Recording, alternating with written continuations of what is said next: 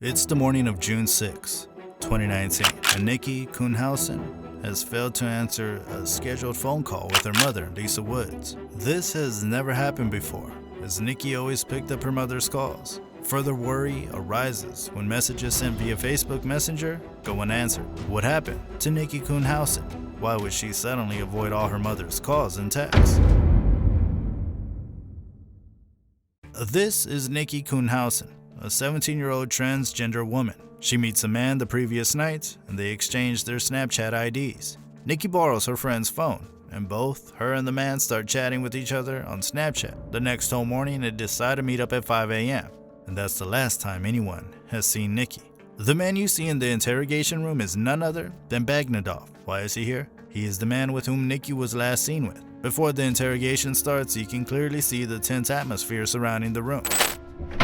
Got you some water here, so we're gonna take the handcuffs off you. All right. Do you understand that This is the second time Bagnadov has been called to the police station for questioning. The first time he was released due to lack of evidence against him. This is the moment that Bagnadov realizes that he couldn't hold on to his lies anymore. After a long eerie silence, this is what happens next. Time.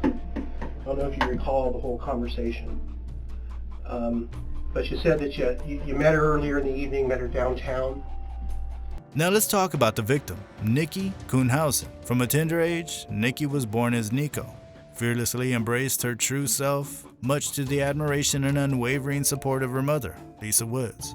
Although some relatives questioned their parenting choices, voicing concerns that Nikki would turn into a girl, Woods confidently brushed aside their skepticism. Firmly believing in her daughter's autonomy and authentic choices, she adamantly defended Nikki's right to self-discovery, responding, "I'm not turning her into anything. She's choosing this, and I don't see anything wrong with this." As Nikki progressed through elementary school, she initially presented as a boy, even earning medals for her remarkable performance in hurdle events on the track. However, it was on the first day of 6th grade that she confidently emerged from her bedroom door as Nikki, the person she was destined to be. However, she could have never imagined the scary things that awaited her. Nikki's teenage years were marked with a tumultuous relationship between her separated parents. As she spent more time at her father's house and sought refuge in the homes of her friends, her mother Lisa battled her own mental illness, struggling to provide unwavering support Nikki needed. Their bond, however, remained unbreakable, with regular phone conversations acting as a lifeline. When Nikki suddenly went silent on that fateful morning on June 6, 2019, a sense of foreboding gripped Lisa's heart, leading her to report her daughter missing.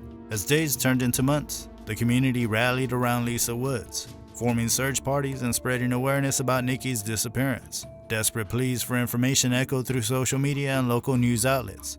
The pain and anguish of a mother yearning for her daughter's return became an all-consuming reality. On June 13th, Woods told the Vancouver police officer, Jake Carlo, that Nikki had left her friend's apartment with a Russian man, whom they had never met before. Nikki's Snapchat messages with the Russian man she had planned to hang out with were recovered, and this was a crucial step toward finding the man. After nearly 4 months, they got a hold of Bagnadov, who told them that he had phone problems and had only recently received their messages. The most interesting fact about Bagnadov is that he booked a one-way ticket to Ukraine the same day that Nikki went missing. Nobody heard from him, even though investigators tried to contact him via various means. On October 2nd, David Bagnadov voluntarily entered the Vancouver Police Department to meet with Detective David Jensen. As they began their conversation, Jensen made it clear that the interview was being recorded.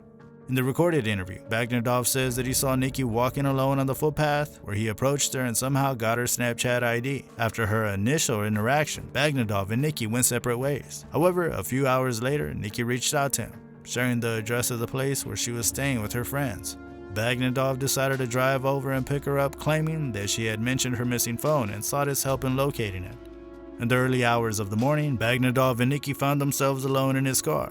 As they talked, Nikki told him that she was transgender. Bagnadov admitted that he was shocked and disgusted by what he had just heard and kicked her out of his car and never saw her again. Following the interview, Bagnadov left the police station, leaving the detectives to piece together the puzzles surrounding Nikki's disappearance. However, all hell broke loose, as on December 7th, nearly 6 months after Nikki's disappearance, 3 Vancouver police detectives arrived at Lisa Woods' doorsteps, bearing the devastating news she had feared.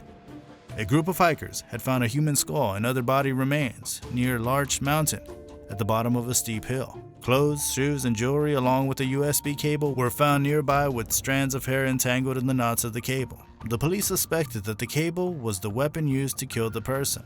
The rings that had been found resembled the ones that Nikki was seen wearing in the pictures she had posted online. The neon-colored jacket that was found also matched the one that she had received from David Bagnadov, who worked at his family construction business. Approximately a week later, the victim's identity was confirmed through dental records, revealing that it was indeed Nikki Kuhnhausen who had been murdered. The medical examiner's findings were chilling. The cause of Nikki's death had been determined as strangulation inflicted using a cell phone charger cord. During his testimony, Bagnadov recounted the events that led to Nikki's death. Middle of downtown, I've known it to be not the safest of places and wanted to see that she's okay. He talks about their first and the last encounter. The username, and she had to remember it because she didn't have a phone on her, and we parted ways. Okay. Their second interaction progressed to something sexual, with both parties being involved. As the encounter intensified, Bagnadov realized that Nikki was not a woman. I reach over and put my hand in her pants. Okay. Can you kind of tell me about that? What do you feel when you put your hands in her pants? I worked around the layers of clothing and felt what was clearly balls and penis. Okay. So what's going through your mind at that point? I was in shock. I had just been deceived. So what'd you do next? Feeling threatened and believing that he was going to get shot, Bagnadov asserted that he acted out of self-preservation. She kind of picked up her foot and tried to just kick me with her foot from the passenger side. And in a desperate attempt to defend himself, he grabbed the cell phone charger cord and used it to restrain her. But this is what happens next. And all I can think is, oh my God, I'm gonna get shot right now. This person's crazy. Eventually, Nikki stopped resisting and Bagnadov realized that Nikki had died. Fearing the worst, Bagnadov tries to get rid of Nikki. And then it was Arthur's van. So that was registered to you in June of 2019, right? I believe so. Yeah, we basically just flip-flopped vans. His van was newer and he needed some money for personal reasons, and so I gave him my van. Objection narrative. Yeah, just answer the question. Yeah. Bagnadov's claim of self-defense couldn't convince the jury, and he was sentenced to the maximum 19.5 years for Nikki's murder and 12 concurrent months for the malicious harassment charge. Nikki's death caused transgender people from all over the states to urge for the abolishment of the LGBTQ+ panic defense that justifies or mitigates a person's violent action upon learning that someone is queer or transgender during a social or sexual encounter. The Washington State House Bill 1687 was renamed as the Nikki Kuhnhausen Act, that prevents defendants from using a panic defense based on a victim's actual or perceived gender or sexual orientation. Was Nikki's murder really a hate crime? Did Nikki, being a transgender woman, give Bagnadov the rights to strangle her to death? Let us know your thoughts in the comments below.